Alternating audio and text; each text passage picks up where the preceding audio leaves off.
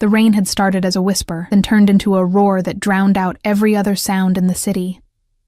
I stood outside Luciano's, the kind of restaurant where a single appetizer cost more than my weekly rent, clutching a soggy paper bag that contained someone's $80 carbonara. My sneakers were soaked through, my jacket doing nothing against the cold that had settled deep into my bones. I'd been doing this for 6 months now, delivering food to people who probably didn't even glance at faces like mine. The smell of garlic and truffle oil wafted from the bag, making my stomach clench. I couldn't remember the last time I'd eaten something that wasn't instant ramen or day-old bread from the convenience store. My phone buzzed in my pocket. Another delivery queued up, another address across town, another few dollars that wouldn't be enough. It was never enough. I pushed through the heavy glass door, and the warmth hit me like a physical thing. Crystal chandeliers caught the light and scattered it across white tablecloths and polished silverware. Everyone looked up, not at me, but through me, the way people do when you're wearing a bright red delivery uniform and smell like rain and cheap detergent. I was invisible here, a ghost carrying food from one world into another. The hostess, all sharp cheekbones and sharper judgment, pointed toward the back without a word. Table 12. I wove between tables where couples murmured over wine that cost more than my security deposit, past businessmen who loosened their ties and laughed too loud. That's when I saw him. He sat in the corner booth, the kind of spot that gave a clear view of every entrance and exit. Even seated, I could tell he was tall, built like someone who'd learned young that the world was something you either dominated or got crushed by. His suit was black, expensive in a way that didn't need labels, the kind of tailoring that whispered old money and older violence. Dark hair swept back from a face that could have been carved from marble, all sharp angles and harder edges. But it was his eyes that stopped me mid-step. Dark, almost black, and so intensely focused on the blonde woman across from him that the air around their table seemed to shimmer with tension. She was beautiful in the way magazine covers are beautiful. Perfect hair, perfect dress, perfect smile that didn't quite reach her eyes. She leaned forward, touching his hand, and I saw the massive diamond on her finger catch the light. His fiancée, I realized. Had to be. I approached their table, my heart hammering for reasons I couldn't name. As I got closer, I caught his scent, something dark and woody, mixed with the faint metallic tang of danger that made every instinct I had scream at me to turn around. 2 men in dark suits stood nearby, their eyes constantly scanning the room. Security. This wasn't just any wealthy businessman. "Delivery for table 12, I said, my voice barely audible over the restaurant's ambient music. The woman, his fiancée, looked up at me with eyes like blue ice. "We didn't order anything." I checked the receipt, confusion flooding through me. "It says table 12, carbonara and—" I said we didn't order it. Her voice could have cut glass. "Take it back." But as I turned to leave, I noticed something. 3 men had entered through the main door, their movements too synchronized, too purposeful. They didn't look at the hostess. They didn't look at menus. They looked at him, the man in the black suit, with the kind of focus that made my delivery bag feel suddenly very heavy in my hands. My father had been a cop before the cancer took him. He'd taught me things, showed me things. How to read a room, how to spot danger before it spotted you. And right now, every lesson he'd ever taught me was screaming that something was very, very wrong. I glanced back at the blonde woman. She was checking her phone, and I saw it, just for a second, the slight curl of satisfaction at the corner of her mouth. The way her eyes flicked toward the 3 men, then back down, the way she shifted her chair back, just slightly, creating distance.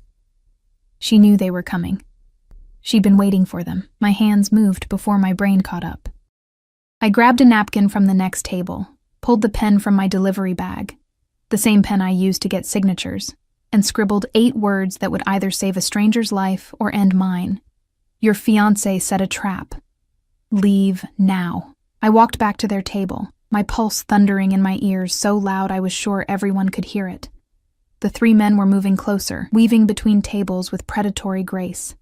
30 seconds, maybe less. "Actually," I said, my voice somehow steady despite the terror flooding my system. "This order is for you, compliments of the house." I set the bag down on their table, and as I did, I pressed the folded napkin directly into his hand. His fingers closed around it reflexively, and for one brief electric moment, our eyes met. Up close, he was devastating. Dangerous and beautiful like a blade catching firelight. His gaze held mine for a heartbeat, then dropped to the napkin. I saw the exact moment he read it. His jaw tightened almost imperceptibly, and something dark and lethal flickered across his face. He didn't look at the blonde woman. He didn't look at the approaching men. He looked at me. Really looked at me, like I'd suddenly become the only visible person in the room. "Thank you," he said, his voice low and rough, textured like expensive whiskey. Then, to the woman across from him, "We're leaving. Now." "What?" She blinked, her perfect mask slipping for just a second. "But we haven't even—" "Now, Isabella." The command in his voice was absolute. He stood in one fluid motion, his hand closing around her wrist. Not gentle, but not quite rough either. The two security men flanked them immediately, and I saw one speak urgently into an earpiece. The three approaching men stopped, their hands moving inside their jackets. Everything happened at once. The man in the black suit moved toward a side exit I hadn't noticed before, pulling his fiancée behind him. One of his security men stepped between him and the approaching threat. The restaurant erupted into chaos. People screaming, chairs scraping, dishes crashing, and I stood there, frozen, clutching an empty delivery bag, as gunshots shattered the crystal chandeliers above. Someone grabbed my arm and yanked me down. I hit the floor hard, my palms scraping against polished wood. More shots. Breaking glass. A woman's scream that cut off too suddenly. The acrid smell of gunpowder mixed with truffle oil and terror. I crawled under a table, my breath coming in ragged gasps. Through the forest of chair legs and panicked feet, I could see the side exit where he'd disappeared. One of his security men was down, blood pooling beneath him. The three attackers were pushing forward, and more people, restaurant staff, customers, were caught in the crossfire.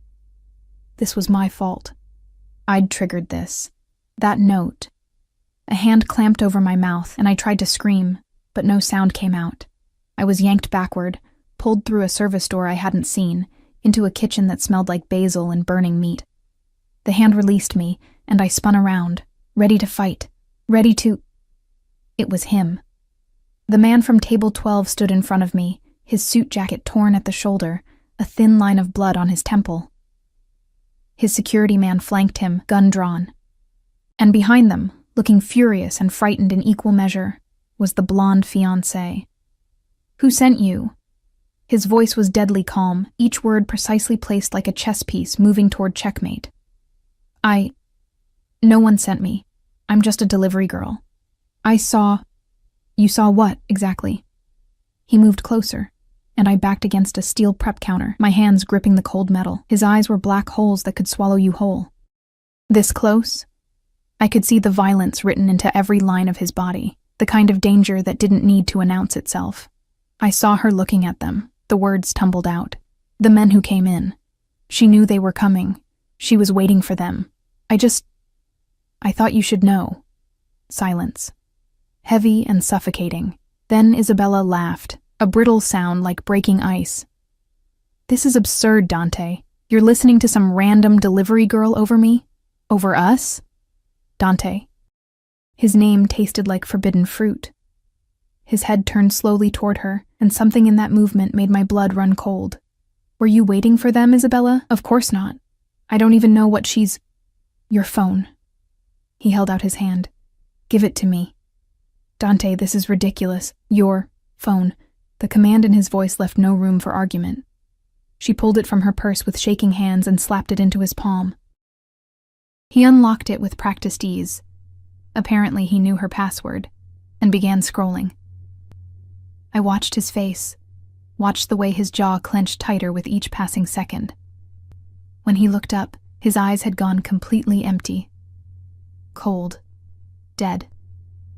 "Get out," he said softly. "Dante, please, let me explain. Get out before I forget that you were once something to me." Isabella's face crumpled, then hardened into something ugly. She looked at me with pure hatred. "This is your fault, you stupid little—" The security man stepped forward, cutting off her words. She stumbled back, then turned and ran, her heels clicking against tile like the countdown to detonation. And then there were 3 of us in that kitchen. Me, Dante, and his security man, while chaos continued to reign in the restaurant beyond the door. Dante turned those black eyes back to me, and I realized with sudden, terrifying clarity that I'd just destroyed a Mafia boss's engagement and saved his life in the same breath. I had no idea which of those things would get me killed first. "What's your name?" he asked. "Mara," I whispered. "Mara Chen." He studied me for a long moment, and I felt stripped bare under that gaze, every secret and scar exposed. Then he reached into his jacket. I flinched and pulled out a business card. Not a gun. A card. "You saved my life tonight, Mara Chen." He pressed the card into my hand, his fingers warm against my cold skin. "That means you're mine now, under my protection, whether you want it or not. I don't understand. You will." He turned toward a back exit, his security man already checking the alley beyond. Then he paused, looked back at me over his shoulder. "Someone will contact you. When they do, you come, no questions. Understand?" I nodded, unable to form words. He disappeared into the night, leaving me alone in a kitchen that smelled like burning dreams, clutching a business card that would change everything. The card was simple, black with silver lettering, Dante Moretti. Below it, a phone number. Nothing else. I heard sirens in the distance, getting closer, and knew I needed to leave before the police arrived. Before they started asking questions I couldn't answer. I slipped out the back exit, into an alley that reeked of garbage and rain and the metallic tang of blood. My delivery bag was gone, lost somewhere in the chaos. My phone was still buzzing with notifications, missed deliveries, angry messages from my dispatcher, threats about my job. None of it mattered anymore. I'd slipped a note to a Mafia boss, and now my life belonged to him. The rain had stopped, but I was still shaking as I walked home through streets that suddenly felt full of eyes watching from the shadows. I didn't sleep that night. My apartment was a 5th-floor walk-up in a building that should have been condemned decades ago. The radiator clanked and hissed but produced no heat, and the window didn't close all the way, letting in a draft that made the cheap curtains flutter like ghosts. I sat on my mattress, no bed frame, just the mattress on the floor, and stared at Dante Moretti's business card until the words blurred together. The news was calling it a gang-related shooting at upscale restaurant. 3 dead, including one of Dante's security men, 7 injured. The police were looking for witnesses. They had grainy security footage of a person of interest in a red delivery uniform. Me. My phone buzzed for the 100th time. My dispatcher had fired me via text message at 2 a.m, abandoning deliveries. Don't bother coming in. As if I'd abandoned them by choice, as if I hadn't nearly died in that restaurant. I had $43 in my bank account. Rent was due in 6 days. I'd already sold everything worth selling. My laptop, my mother's jewelry, even my father's police badge, though that one still made my chest ache when I thought about it. The card sat on my palm, impossibly heavy for something so small. "You're mine now. Under my protection." What did that even mean? Protection from what? From the men who'd tried to kill him? From the police who were looking for witnesses? From the fiancé whose betrayal I'd exposed? I pressed my fingers against my temples, trying to push back the headache that had been building since I'd left Luciano's. Every time I closed my eyes, I saw it all again. The gunshots, the blood. Dante's black eyes boring into mine like he could see straight through to my bones. Dawn came slowly, gray light seeping through my inadequate curtains. I hadn't changed out of my uniform. It still smelled like rain and fear. My hands were scraped raw from hitting the restaurant floor, small wounds that stung when I flexed my fingers.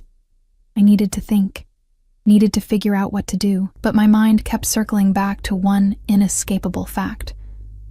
I'd witnessed something. I knew something. And in the world Dante Moretti inhabited, that made me either an asset or a liability. The question was, which one? My phone rang at exactly 8 o'clock, making me jump so hard I knocked over the cup of water I'd been nursing all night. Unknown number. My thumb hovered over the decline button. It rang again immediately after I let it go to voicemail. And again. On the 4th call, I answered. "Miss Chen." The voice was male, professional, with an accent I couldn't quite place. "A car will arrive at your building in 20 minutes. You will get in. You will not bring your phone. You will not tell anyone where you're going." "Who is this?" 20 minutes, Miss Chen. The black Mercedes. Don't be late." He hung up. I stared at my phone, my heart hammering against my ribs. This was insane. I should call the police. I should run. I should do literally anything except get into a strange car sent by a Mafia boss, but I thought about my empty bank account, my terminated job, the police looking for a witness who probably wouldn't survive long enough to testify anyway. "You're mine now." I had 19 minutes. I changed into the only clean clothes I had left. Black jeans that were more holes than denim, a gray sweater that used to be my father's, too big in the shoulders but warm. I washed my face in the bathroom sink where the mirror was cracked down the middle, splitting my reflection into two separate girls. The old Mara, who delivered food and kept her head down, and someone new, someone I didn't recognize yet. I left my phone on the mattress, where it continued to buzz with notifications I'd never read. The Mercedes was waiting when I reached the street, so perfectly black it seemed to absorb light. The back door opened as I approached, and I saw a man in a dark suit. Not Dante, just another security guard with cold eyes and a gun-shaped bulge under his jacket. "Miss Chen." He gestured to the empty seat. I got in because there was nothing else to do. Because I was already in too deep. Because some part of me, the part that had pressed that note into Dante's hand, wanted to see what came next. The interior smelled like leather and something else. Something dark and expensive that reminded me of Dante. The windows were tinted so dark I could barely see out, and there was a privacy screen between me and the driver. I was in a mobile prison, racing toward an unknown destination. We drove for 40 minutes, leaving the city behind. The buildings grew smaller, then disappeared entirely, replaced by trees that had begun to shed their autumn leaves. My fingers twisted in my lap, leaving red marks on my pale skin. When we finally stopped, I couldn't see where we were. The security man opened my door and gestured for me to follow him. We were in front of massive iron gates that opened silently, revealing a driveway that curved up through manicured grounds toward a house that looked more like a fortress. No, not a house, an estate. Stone and glass and money that screamed old power, the kind that didn't need to announce itself. Security cameras tracked our movement. I saw at least 4 other guards positioned around the property, their presence both obvious and threatening. This was Dante's world, and I'd just stepped into it wearing holes in my jeans. The security man led me through the front door, solid wood that probably cost more than my annual income, and into a foyer with marble floors and a chandelier that scattered rainbow light across white walls. Everything was pristine, cold, perfect. I felt like a stain on expensive fabric. "Wait here," the guard said, then disappeared down a hallway. I stood in the middle of all that perfection, my cheap sneakers squeaking against marble, and tried not to touch anything. Tried not to breathe too hard, tried not to think about how far out of my depth I was. "Miss Chen." I spun around and there he was. Dante Moretti in daylight was somehow more terrifying than Dante in the restaurant's dim lighting. He wore black slacks and a white dress shirt with the sleeves rolled up, revealing forearms corded with muscle and scattered with scars. His dark hair was slightly mussed, like he'd been running his hands through it. The cut on his temple from last night had been cleaned and bandaged, a small white square against tan skin, but it was still his eyes that held me frozen. Black and bottomless and fixed on me with an intensity that made my skin prickle. "You came," he said, moving closer with the fluid grace of a predator. "Smart girl. Did I have a choice?" A ghost of a smile touched his lips. No, he was close enough now that I could smell him. That dark, woody scent mixed with coffee and something sharper. Danger, my hindbrain supplied. "He smells like danger. You're probably wondering why you're here," he continued, circling me slowly. I forced myself to stand still, to not turn and track his movement like prey watching a wolf. The thought crossed my mind. Isabella. He said the name like it tasted rotten. "My former fiancée. She made a deal with the Volkov family, Russian organization that's been trying to move into my territory for years. She was going to let them kill me in exchange for..." He paused in front of me, his gaze burning into mine. "Well, That doesn't matter anymore. What matters is that you saw. You knew. And you warned me. I just did what anyone would. No. The word cracked like a whip. Anyone else would have delivered their food and left, would have kept their head down and their mouth shut, would have let me die rather than risk their own neck. He reached out and I flinched, but he only tucked a strand of my dark hair behind my ear. His fingers were warm, calloused. But not you. Why?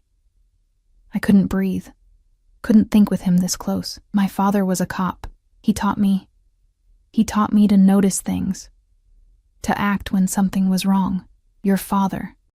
Something flickered in those black eyes. He's dead? 3 years ago. Cancer. And your mother. Dead before I can remember her. He studied me for a long moment, and I felt dissected, examined, catalogued. So you're alone in the world. No family. No one who would notice if you disappeared. Terror shot through me, cold and sharp. Is that what you're going to do? Make me disappear? If I wanted you dead, Mara, you'd already be dead.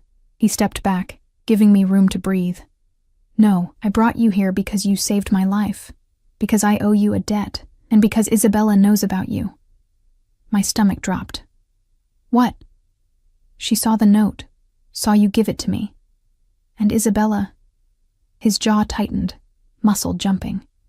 Isabella is vindictive. She'll blame you for exposing her, for ruining her plans. The Volkovs will want you dead for the same reason. You're a witness to their failed hit, a loose end. I didn't see anything. I don't know anything. I was just... Doesn't matter what you know or don't know. He moved to a side table where someone had left coffee in a silver pot. Poured 2 cups without asking if I wanted any. They'll assume you know everything, assume I told you things, and they'll come for you. He handed me a cup, and I took it with shaking hands. The warmth bled through the porcelain, anchoring me to reality. So, what happens now? I whispered. Now you stay here, under my protection, in my home. He sipped his coffee, watching me over the rim. Until Isabella and the Volkovs are dealt with. Stay here? For how long? As long as it takes. I can't just... I have bills. Rent. I need to find another job. All taken care of. He waved a dismissive hand. Your landlord has been paid through the end of the year. Your belongings are being collected as we speak. You'll have everything you need here. The coffee cup slipped from my fingers, shattering against marble in an explosion of porcelain and dark liquid. You can't just take over my life. I can. I have. He set his own cup down with deliberate care. You became my responsibility the moment you gave me that note. Mine to protect. Mine to keep safe. He moved closer, backing me against the wall until I could feel the cold stone through my sweater. Mine. The word hung between us, heavy with implications I didn't want to examine. This is insane, I breathed. This is survival. His hand came up, bracing against the wall beside my head. You think you can go back to your life? Go back to delivering food? Living in that death trap apartment? They'd find you in a day, maybe less. And when they did, he leaned in, his lips almost brushing my ear. They'd make you scream for days before they let you die. They'd want to know everything you saw. Everything I might have told you, and trust me, Piccola, you'd tell them everything just to make it stop. I was shaking now, tremors running through my entire body. You're trying to scare me. I'm trying to keep you alive. He pulled back just enough to meet my eyes. You saved my life. Now I'm saving yours, whether you like it or not. A door opened somewhere in the house, followed by voices. Dante straightened, his hand falling away from the wall, leaving me cold despite the heated conversation. Marco will show you to your room, he said, his voice returning to that cold, professional tone. You'll have everything you need. Stay inside the grounds. Don't try to leave. Don't try to contact anyone. And Mara? He paused at the doorway, looking back at me. This isn't a prison. It's a sanctuary. The only place you're safe right now is with me. Then he was gone, leaving me alone with spilled coffee and shattered porcelain, and the terrifying realization that my life was no longer my own. The room they gave me was bigger than my entire apartment. Floor-to-ceiling windows overlooked grounds that seemed to stretch forever. Perfectly manicured lawns, gardens that even in late autumn held some color, and in the distance, what looked like a small lake. The bed was enormous, dressed in cream-colored linens that probably cost more than my monthly rent. There was a sitting area with a velvet couch, a marble bathroom with a tub big enough to swim in, and a walk-in closet that echoed when I stepped inside. My belongings, when they arrived 2 hours later, looked pathetic spread across that massive bed. 3 pairs of jeans, 5 t-shirts, 2 sweaters, underwear that had seen better days, my father's old police jacket, worn at the elbows, a shoebox full of photographs, the only memories I had left of my parents, everything I owned in the world, and it didn't even fill one drawer. A knock at the door made me jump. A woman entered without waiting for my response. Older, maybe 60, with steel gray hair pulled into a tight bun and sharp eyes that cataloged me in seconds. "I'm Lucia," she said in accented English, Italian threading through each word. "I manage Mr. Moretti's household. He's asked me to ensure you have everything you need." "I'm fine, thank you." Her lips pressed into a thin line. "You're wearing clothes with holes in them. You're not fine." She moved to the closet, opening doors I hadn't noticed. "These are for you." Mr. Moretti had them brought in. I followed her, my breath catching. The closet was full. Dresses, jeans, sweaters, all in my size. I reached out to touch a cashmere sweater, softer than anything I'd ever owned, then snatched my hand back like it had burned me. "I can't accept these. Mr. Moretti doesn't ask permission." Lucia's expression softened slightly. "You may as well get used to that. When he decides something, it happens. Fighting it only makes things harder. I'm not his charity case." "No," she agreed. "You're his responsibility. That's far more dangerous." She moved toward the door, then paused. "Dinner is at 7. Someone will come for you. Wear something nice. And Miss Chen?" Her eyes held a warning. "Don't try to leave. The guards have orders to stop you. Gently, if possible, but they will stop you." She left me alone with a closet full of expensive clothes and the growing realization that I'd traded one kind of poverty for another. Instead of lacking money, I now lacked freedom. I spent the afternoon exploring my gilded cage. The bedroom had its own balcony, but when I tried the door, it was locked from the outside. The windows didn't open. Beautiful prison bars made of glass and steel. At 6:30, another knock. A young woman, maybe my age, with kind eyes and nervous hands. "Miss Chen? I'm Elena. I'm here to help you get ready for dinner. I can dress myself. Please." She twisted her fingers together. Mr. Moretti was very specific. "I'll lose my job if you don't."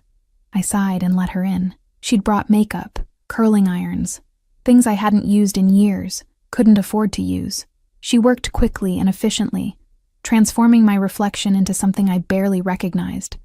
Dark hair falling in soft waves, subtle makeup that made my eyes look huge and my skin luminous. The dress she picked was simple, but elegant, deep green that brought out the golden undertones in my skin.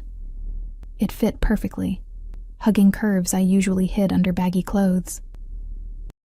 "You look beautiful," Elena said softly, "like you belong here, but I didn't belong here. I belonged in a cramped apartment with a broken radiator, delivering food to people who never saw me. This was just another costume, another way of being invisible." Marco, the security guard who'd driven me here, came to escort me downstairs at precisely 7 o'clock.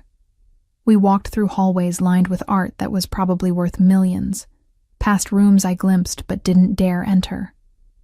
Everything whispered of old money and older violence. The dining room took my breath away.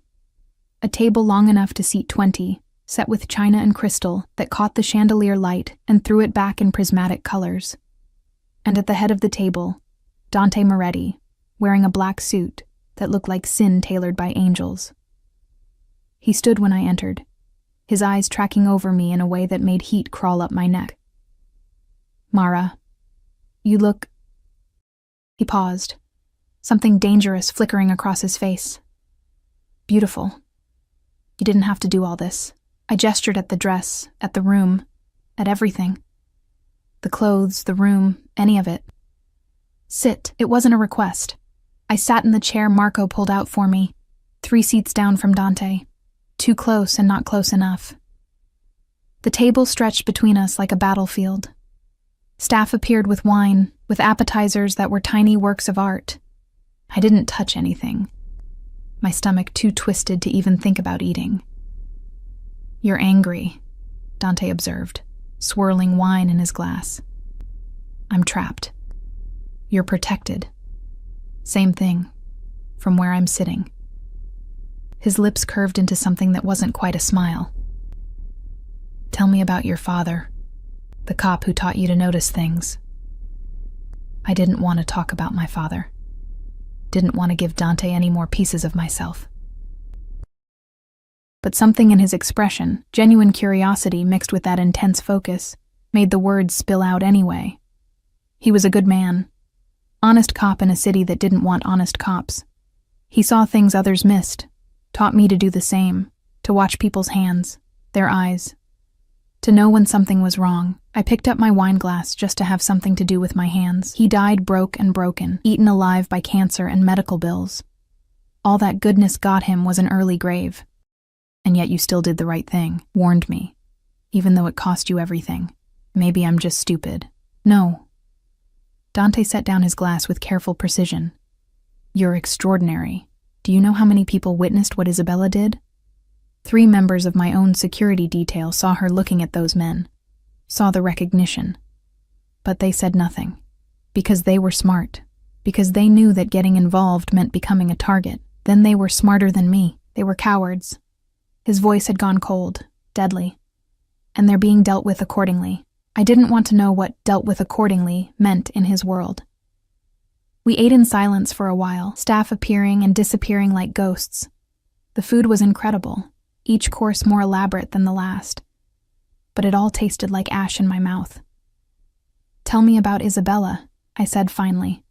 "Why was she trying to kill you?" Dante's jaw tightened. "Money. Power. The usual reasons people betray those they claim to love." He pushed food around his plate without eating. "Her father runs a smaller operation, wanted to merge with mine through marriage. I agreed because it made strategic sense. Because Isabella was beautiful and appropriate, and I thought," he laughed, bitter and sharp. "I thought she understood what it meant to be in this world, the loyalty it requires, but she fell in love with someone else? Worse, she got greedy. The Volkovs offered her more than I could give her through legal means, offered to let her father's organization absorb mine after I was dead. She'd have everything, the money, the power, the territory, and she'd have it without having to actually marry me." The hurt in his voice was subtle, but there, buried under layers of ice and rage. For just a moment, I saw him as something other than a terrifying mafia boss, saw him as a man who'd been betrayed by the woman he'd planned to marry. "I'm sorry," I said softly. His eyes snapped to mine, sharp and searching. "Don't pity me, Mara. I'm not some wounded animal. I don't pity you. I know what betrayal feels like. What it's like to trust someone and have them destroy you." Something shifted in his expression, walls coming down just slightly. "Who betrayed you?" I shouldn't tell him. Shouldn't give him more ammunition, more ways to burrow under my skin. But the wine had loosened my tongue, and suddenly the words were pouring out. "His name was Ryan. We grew up together, practically best friends. When my father got sick, when the medical bills started piling up, Ryan offered to help. Said he had connections, could get us better payment plans." I laughed, the sound hollow. Turned out his connections were loan sharks. He got a commission for every desperate person he brought to them. By the time my father died, we owed them so much money that I'd been working 3 jobs for 3 years and barely made a dent. "These loan sharks," Dante said quietly, dangerously. "They have names?" "It doesn't matter. It's handled." "Nothing is handled until I say it's handled." He pulled out his phone, typed something quickly. "Give me their names, Mara." "Why?" "Because you're under my protection now. That means anyone who hurt you answers to me." The possessiveness in his voice should have terrified me. Instead, it sent a warm shiver down my spine that I absolutely did not want to examine. "Viktor Kozlov," I heard myself say. "He runs a loan operation out of a pawn shop in Brooklyn." Dante typed the name, his expression carved from stone. Consider your debt paid. By tomorrow morning, Kozlov won't be in business anymore. You can't just... I can. I will. He set down his phone and fixed me with that black gaze. You saved my life, Piccola. That debt supersedes anything you owed to anyone else. Your problems are now my problems. Your enemies are now my enemies. The staff brought dessert, something chocolate and decadent that I couldn't focus on. The air between us had grown thick, charged with tension I didn't know how to name. Why do you call me that? I asked. Piccola.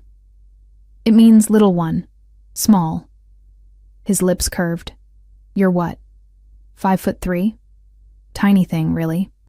Especially compared to the monsters you're dealing with now. I'm not weak. No, he agreed. You're not. Weak people don't risk their lives for strangers. Weak people don't stand up to mafia bosses in their own homes. He stood, moving around the table toward me. But you are small, fragile, breakable, and the idea of someone breaking you. His hand cupped my cheek, thumb brushing my lower lip. That bothers me more than it should. I couldn't breathe, couldn't think. His touch was fire and ice, burning and freezing all at once. You barely know me, I whispered. I know enough. I know you're brave and reckless and far too good for the life I'm dragging you into. His thumb continued its maddening sweep across my lip. I know that every instinct I have is screaming at me to keep you here, locked away where no one can touch you, to own every breath you take, every thought in that sharp mind. He leaned closer, his lips almost brushing mine. Tell me that doesn't terrify you. It terrifies me, I admitted. But not for the reasons you think. Why then? Because part of me wants to let you. The confession hung between us, dangerous and raw. Dante's eyes had gone completely black, pupils blown wide, and I could feel his control fraying at the edges. Then his phone rang, shattering the moment. He pulled back with a curse in Italian, answering it with a sharp, "What?" I watched his expression change as he listened, going from frustrated to cold to absolutely lethal in the span of seconds. "When?" he demanded. "How many?" A pause. "I'm on my way." He ended the call and looked at me, and what I saw in his face made my blood run cold. What happened? Isabella. The name came out like a death sentence. She's here, at the gates with a dozen of the Volkov's men. She's demanding I turn you over to them. My heart stopped. What? She's claiming you're a witness to crimes I committed, that you're being held here against your will. His hand closed around my wrist, pulling me toward the door. She's threatening to call the police, to make this a public spectacle. Force my hand. Then let me go. Give her what she wants. He spun on me so fast I stumbled. You think I'd ever give you to them, ever let them touch you? His hands gripped my shoulders, hard enough to bruise. You're mine, Mara. Mine to protect. Mine to keep.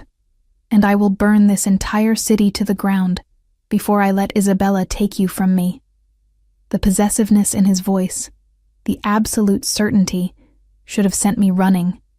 Instead, it made something in my chest crack open, warmth flooding through the broken places. What are you going to do? I asked. His smile was all teeth and violence. I'm going to remind Isabella exactly who she betrayed, and then I'm going to end this, once and for all.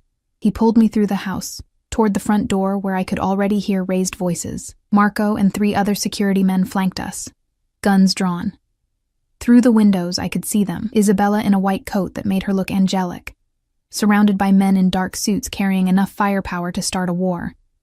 And standing beside her, a man who made even Dante's security team look nervous, tall, blonde, with ice blue eyes and a scar that ran from temple to jaw. That's Alexei Volkov, Dante said quietly. Isabella's new benefactor, the man who wants me dead. He opened the door and stepped out into the night, pulling me with him. The November wind cut through my thin dress, but it wasn't the cold that made me shiver. It was the way Alexei looked at me, like I was already dead, just a body waiting to hit the ground. "Dante!" Isabella called out, her voice carrying across the space between us. "Be reasonable. Give us the girl, and we'll leave peacefully." The girl.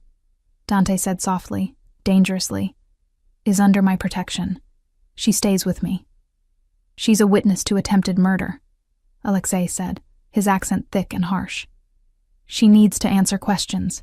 The only questions she'll be answering are mine.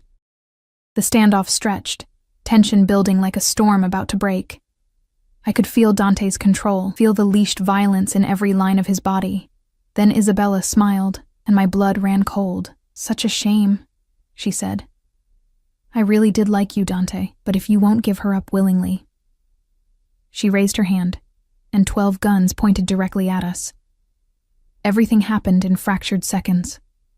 Dante shoved me behind him, his body becoming a shield between me and 12 loaded guns. His security team moved as one, creating a barrier of flesh and weapons. The air crackled with violence about to erupt. You really want to do this here, Alexei? Dante's voice was ice and iron. Start a war on my doorstep? Kill a woman under my protection? You left me no choice. Alexei's finger moved to the trigger. Then the world exploded with light. Floodlights blazed to life around the entire property, so bright they turned night into artificial day. I heard the unmistakable sound of dozens of safeties clicking off, and suddenly, the Volkov's 12 men seemed insignificant compared to the small army that materialized from every shadow, every corner, every concealed position around Dante's estate. 50 men, maybe more. All armed. All aimed at Isabella and Alexei. You came to my home, Dante said, his voice carrying deadly calm across the sudden silence. Threatened what's mine. Did you really think I'd be unprepared? He took a step forward, and I felt the shift in power like a physical thing. You're surrounded, outgunned, and trespassing. The only reason you're still breathing is because I'm curious what made you stupid enough to come here. Isabella's perfect mask cracked, fear bleeding through. Dante, please. You don't get to use my name anymore. He cut her off with surgical precision. You lost that right when you tried to have me killed. Another step forward. His men moved with him. A synchronized show of force. Here's what's going to happen. You're going to leave. Now. And you're going to tell whoever's pulling your strings that Mara Chen is untouchable. She's under my protection. Which means she's under the protection of every family allied with me. Anyone who comes for her comes for all of us. The Bratva won't accept this, Alexei spat. You can't just claim some random girl and expect, I can do whatever I want. That's what power means. Dante's smile was a blade in the dark.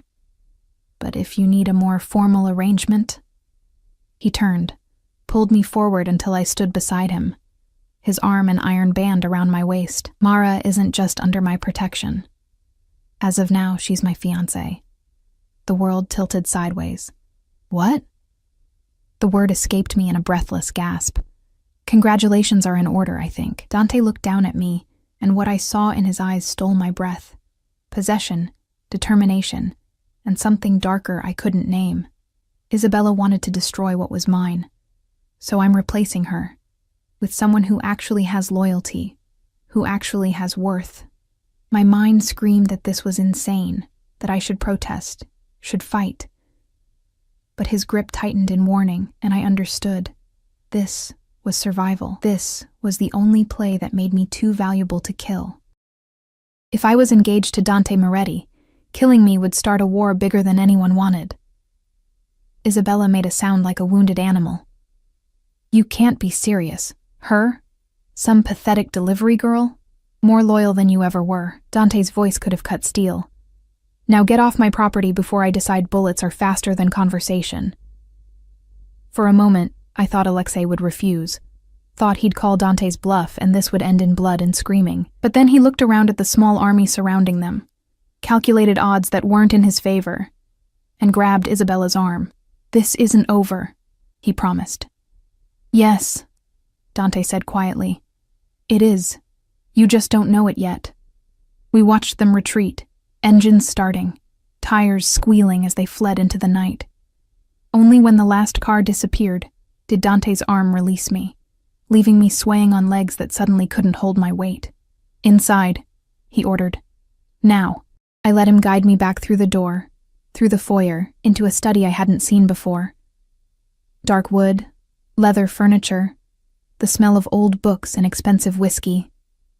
He poured 2 drinks with hands that were perfectly steady, while mine shook so hard I nearly dropped the glass he pressed into my palm. Drink. I drank. The whiskey burned going down, but it grounded me, brought feeling back to my numb limbs. Your fiancé? I finally managed. You couldn't have warned me? Would you have agreed? No. Exactly. He downed his own drink in one swallow. It was the only play that made sense. The only way to make you untouchable without starting an immediate war. You can't just decide we're engaged. I can, and I did. He moved closer, backing me against his desk. You're alive because of that decision, Mara. In my world, an engaged woman, especially one engaged to me, is protected by codes older than any of us.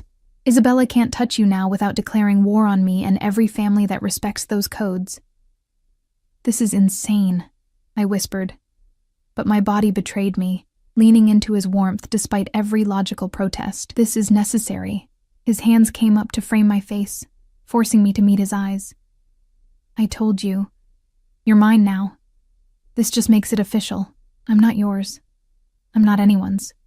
Keep telling yourself that, Piccola. His thumb brushed my cheekbone, but we both know the truth. You've been mine since the moment you put that note in my hand, since you risked everything to save a stranger. You just didn't know it yet. The certainty in his voice should have terrified me. Instead, it ignited something in my chest, something warm and dangerous that I'd been trying to ignore since I first met his eyes across that restaurant. What happens now? I asked. Now we make it convincing. He stepped back, pulling something from his desk drawer. When he turned back, he held a ring. A massive emerald surrounded by diamonds. The green so deep it looked like captured light. This was my grandmother's. Belonged to her mother before that. In my family it goes to the woman who... He paused, something flickering across his face. To the woman who matters. He took my hand, and I should have pulled away, should have run. But I stood frozen as he slid that ring onto my finger, the metal warm like it had been waiting for me. It fit perfectly. Tomorrow we'll make the announcement, he said, still holding my hand. Let every family know. The engagement is real, binding. You're protected by every code and tradition that keeps this world from tearing itself apart. And what do you get out of this? I asked. Why go this far for someone you barely know? His expression went dark, dangerous. You saved my life. That means something to me. Means everything. And maybe... He pulled me closer, until our bodies were almost touching. Maybe I want something real, something that isn't built on strategy and alliances. Maybe I want someone who chose to protect me when they had nothing to gain and everything to lose. I'm not her, I said. I'm not Isabella. I can't be what you need in this world. You already are. He leaned down, his lips brushing my ear. You're brave and loyal, and you don't know how to lie. In my world, those qualities are rarer than diamonds. His breath was hot against my skin. So yes, Mara-chen, you're my fiancé now. You'll wear my ring, live in my house, and let me protect you. And eventually, his hand slid to the small of my back, pulling me flush against him. Eventually, you'll stop fighting what we both feel. I couldn't breathe, couldn't think past the heat of his body, the intensity of his gaze. This is just pretend, I whispered, trying to convince myself as much as him. Keep telling yourself that. His smile was dark promise, but we both know the truth. He released me suddenly, leaving me cold despite the warmth of the room. Marco will take you back to your room. Rest. Tomorrow, your new life begins. I walked to the door on unsteady legs, that massive ring heavy on my finger. At the threshold, I turned back. Dante stood at the window, silhouetted against the night, looking every inch the dangerous man he was. Why me? I asked one more time. Really? He didn't turn around. Because you saw me, Mara, not the money or the power or the fear. You saw a man about to die, and you chose to save him. No one's done that in a very long time. I left him there, surrounded by shadows and secrets, and let Marco guide me back to my golden cage. The ring caught the light as I walked, throwing green fire across the walls. I was engaged to a Mafia boss. My life would never be the same. 3 weeks passed in a blur of unreality. The announcement went out the morning after that confrontation at the gates. Formal notifications to every major family, every organization that mattered in Dante's world. Mara Chen, formerly nobody, was now engaged to one of the most powerful men in the city. The ring on my finger became both shield and shackle, protecting me while binding me to a life I'd never chosen. The media picked up the story within days. "Mystery woman captures notorious bachelor's heart," screamed one headline. Another called me a modern Cinderella. They didn't know how right they were. I'd gone from rags to riches overnight. But this fairy tale had teeth. Dante was attentive. Possessive in ways that should have sent me running, but instead made my pulse race. He insisted I eat breakfast with him every morning, our conversations ranging from my childhood to his business dealings, though he kept the darkest details carefully hidden. He had clothes designed specifically for me, listened when I mentioned liking old movies, and filled the estate's library with books I'd mentioned wanting to read. But he also had guards shadow my every move within the estate. Had security cameras installed in every room except my bedroom and bathroom. Knew exactly where I was, what I was doing, every moment of every day. It should have felt like a prison. Sometimes it did. But other times, when he looked at me with those black eyes full of possessive heat, when his hand found mine at dinner, when he unconsciously moved his body between me and any perceived threat, those times, it felt dangerously close to something else entirely. The loan sharks who'd held my debt disappeared. Just gone. Their operation shut down overnight. Dante never mentioned it, but I knew. Just like I knew that 3 of the men who'd attacked the restaurant had been found dead in the river, and Isabella's father's organization had suddenly pledged loyalty to Dante rather than alliance with the Volkovs. The pieces on Dante's chessboard were moving, and I was no longer just a pawn. I was the queen, protected, powerful, and completely trapped. On the 22nd day of my captivity, because that's what it was, no matter how gilded, everything changed. I woke to silence. Wrong silence. The estate was never truly quiet. There were always guards, staff, the hum of security systems. But that morning, nothing. Just eerie, suffocating stillness. I grabbed my phone from the nightstand, the new one Dante had given me, secure and monitored, and called his number. It went straight to voicemail. Panic fluttered in my chest. I threw on jeans and a sweater, opened my bedroom door to find the hallway empty. No guards, no staff. Just abandoned silence that screamed danger. "Hello?" My voice echoed through empty corridors. Nothing. I made my way downstairs, my heart hammering so hard I could hear it. The foyer was empty. The kitchen, abandoned. Every room I checked was the same. No people, no signs of life, just that terrible silence. Then I heard it. A muffled sound from below, from somewhere deeper in the house. I found the door tucked behind a bookshelf in Dante's study, a hidden entrance I'd never noticed before. It stood slightly ajar, revealing stairs that descended into darkness. Every instinct screamed at me to run, to hide, to call for help. But Dante was down there. I knew it with bone-deep certainty. I took the stairs slowly, one hand trailing the wall for balance. The temperature dropped with each step, and I could smell it now. Blood, and gunpowder, and fear. The basement was massive, industrial. And at the center of it all stood Dante. He was covered in blood, not his own, I realized with sick relief. His white shirt was ruined, sleeves rolled up to reveal forearms splattered with red. His hair was disheveled, falling across his forehead, and his eyes... God. His eyes were completely black, empty of everything except cold purpose. 3 bodies lay at his feet, and tied to a chair in front of him, beaten and bloodied but still breathing, was Alexei Volkov. "Mara." Dante's voice was rough, used. "You shouldn't be here." But I couldn't move, couldn't tear my eyes away from the scene in front of me. This was Dante's world, the violence he'd been shielding me from, the darkness he carried. I couldn't find anyone, I heard myself say. The house was empty. I sent them away. This needed to be private. He turned back to Alexei, pulling a gun from the table beside him. "He came for you, Piccola. Broke into my home with 12 men, thinking he could take what's mine while I slept. Where are they?" I whispered. "The 12 men. Dante's smile was terrible. Dead. All of them. But I kept him alive because he needs to understand something before he dies. He pressed the gun to Alexei's temple. You thought you could take her from me. Thought you could use her to hurt me. But she's not a weapon you can turn against me, Alexei. She's not a weakness. She's your only weakness. Alexei spat blood. And when you're dead, we'll make her scream. The gunshot was deafening in the enclosed space. Alexei's head snapped back, then forward, his body going slack against the restraints. Dead before the echo faded. I should have screamed, should have run, should have been horrified.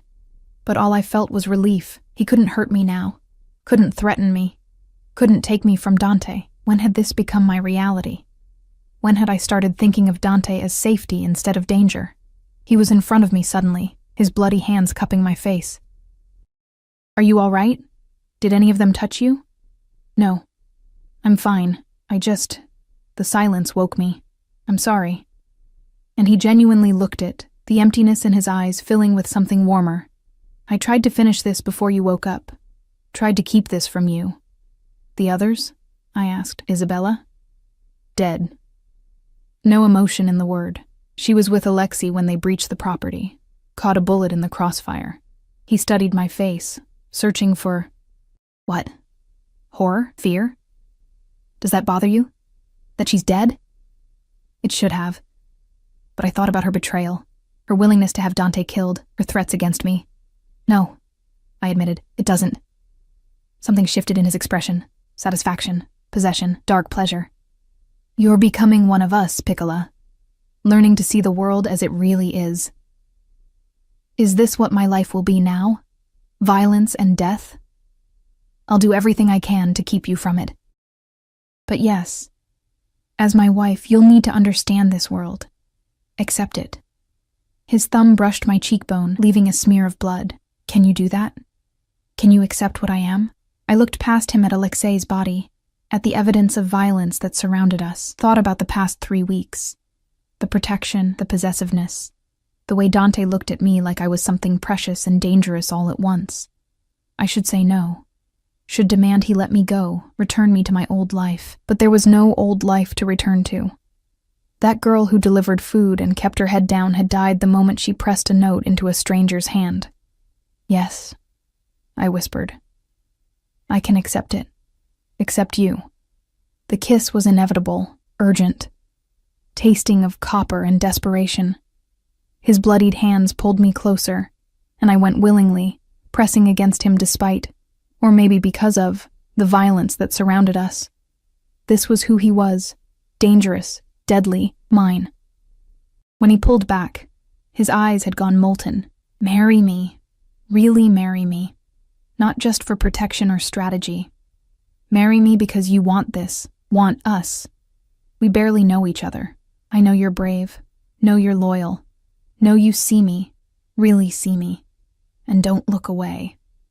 His forehead pressed against mine.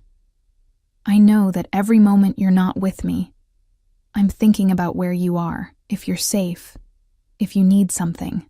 I know that the idea of you leaving makes me want to burn the world down. That's enough, Mara. That's more than most people get. He was right. In 3 weeks, he'd learned me better than people I'd known for years. Had protected me, provided for me, possessed me in ways that should have been terrifying, but felt like coming home. Okay, I breathed. Yes, I'll marry you. Really marry you. The smile that crossed his face transformed him, made him look younger, almost vulnerable. Tomorrow. We'll do it tomorrow. I'm not waiting, not giving you time to change your mind. Tomorrow, I agreed, sealing my fate. The wedding was small, private. Just Dante's most trusted men and Lucia, who cried through the entire ceremony. I wore white silk that felt like water against my skin, and Dante wore black, looking every inch the beautiful monster he was. We married in the estate's garden as winter's first snow began to fall. Our vows witnessed by men who'd killed for him, and would kill for me now too, when he slipped a second ring onto my finger. A simple platinum band that nestled against his grandmother's emerald. I felt the final lock click into place. I was Mara Moretti now, protected, possessed, and no longer alone. The reception was loud and long, full of laughter and music and dancing. Dante kept me close the entire time, his hand never leaving mine, his eyes tracking my every movement. Possessive, protective, mine. Later, when everyone had left and the estate was quiet again, he carried me upstairs to a master bedroom I'd never seen before. Our bedroom now. "No more separate rooms," he murmured against my neck as he set me down. "You're my wife now. You sleep beside me where I can keep you safe." "I'm not going anywhere," I promised. "No," he agreed, backing me toward the bed. "You're not. Because you're mine, Mara, now and always, and I protect what's mine." The night blurred into heat and possession, his hands and mouth claiming every inch of me while snow fell outside our windows. He was gentle and rough, controlled and desperate, whispering words in Italian I didn't understand, but felt deep in my bones. When dawn came, I lay wrapped in his arms, his heartbeat steady beneath my ear, and realized I was happy. Genuinely, impossibly happy. I'd started as a delivery girl trying to survive, had become a witness, then a protected asset, then a fake fiancé, and somehow, through all of it, I'd become something I'd never expected. Loved. "What are you thinking?" Dante's voice was rough with sleep, his hand trailing patterns on my bare back. "That my life is insane," I admitted. "That 3 weeks ago, I was nobody, and now I'm married to you. You were never nobody." His arms tightened around me. "You were always extraordinary. You just needed someone to see it." I tilted my head up to look at him. This dangerous, beautiful man who'd stolen my life and given me a new one. "I don't regret it. Any of it." "Good." His smile was pure satisfaction. "Because I'm never letting you go. You're mine, Piccola. For the rest of our lives. Promise?" I asked, only half joking. "Promise." He kissed me, slow and deep and full of dark promise, "Till death do us part," and not even then. Outside, the snow continued to fall, blanketing the world in white. Inside, wrapped in the arms of a man who'd burn the world to keep me safe, I finally understood what it meant to be home. I'd slipped a note to a Mafia boss and saved his life. In return, he'd claimed mine. And somehow, impossibly, that was exactly what I wanted.